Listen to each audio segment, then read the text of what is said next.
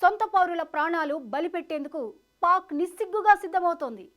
భారత్పై ఇటీవల పలు వివాదాస్పద వ్యాఖ్యలు చేసిన ఆ దేశ రక్షణ శాఖ మంత్రి ఖవాజా ఆసిఫ్ తాజాగా మరోసారి తన నీచ బుద్ధిని, చేతకానితనాన్ని చాటుకున్నారు. పహల్గాం ఉగ్రదాడితో కయ్యానికి కాలు దువ్విన పాకిస్తాన్ ఇప్పుడు భారత్ కన్నెర చేయడంతో దిక్కుతోచని పరిస్థితుల్లో పడింది.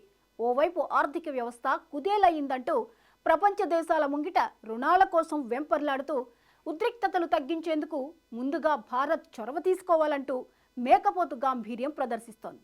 మరోవైపు సొంత పౌరుల ప్రాణాలు బలి పెట్టేందుకు నిస్సిగ్గుగా సిద్ధమవుతోంది.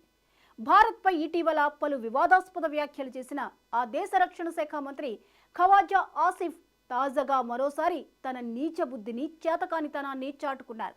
ఇందుకు నిస్సిగ్గుగా పార్లమెంటును వేదికగా చేసుకున్నారు. అయితే పాకిస్తాన్కు భారత్ సీరియస్ గా వార్నింగ్ ఇచ్చింది. రక్షణ కవచాలుగా మదర్సా విద్యార్థులను, అత్యవసర పరిస్థితులు తలెత్తితే మదర్సాల్లో చదువుకునే విద్యార్థులను రెండవ రక్షణ కవచంగా ఉపయోగిస్తామని ఖవాజా ఆసిఫ్ పార్లమెంట్లో ప్రకటించారు.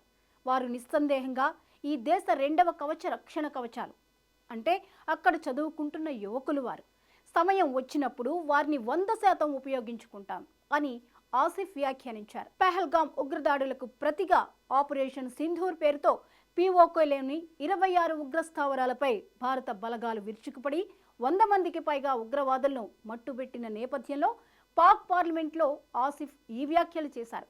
చదువుకుంటున్న విద్యార్థులను రక్షణ కవచాలుగా వాడుకుని వారి ప్రాణాలను పణంగా పెడతామంటూ వ్యాఖ్యలు చేసిన ఆసిఫ్ వ్యాఖ్యలపై విమర్శలు వెల్లువెత్తుతున్నాయి.